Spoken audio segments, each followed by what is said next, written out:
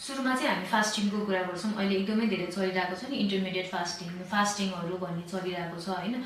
तर फास्टिङ कसले चाहिँ गर्न मिल्छ त? वातज प्रकृति र वात विकृत भएको अवस्थाहरू, वृद्ध अवस्था आदिको व्यक्तिहरूले चाहिँ फास्टिङ गर्नु हुँदैन।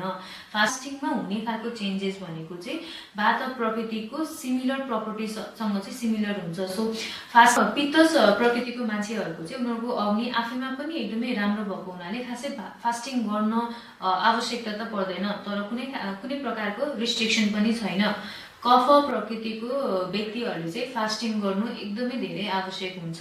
किन भन्दाखेरि फास्टिङको जुन प्रपर्टिजहरू हुन्छ, फास्टिङमा हुने चेन्जेसहरू चाहिँ कफ प्रकृतिको अपोजिट खालको हुन्छ। यानि कि कफलाई चाहिँ मेन्टेन गर्ने या बढ्न नदिने या बढेकोलाई घटाउने पनि गर्छ। त्यही कारणले चाहिँ कफ प्रकृतिको मान्छेले चाहिँ रेगुलर इन्टरभलमा फास्टिङ गर्यो भने चाहिँ वेट म्यानेजमेन्टको लागि पनि राम्रो हुन्छ, अग्निको लागि पनि राम्रो हुन्छ, पाचनलाई पनि फेभर गर्छ।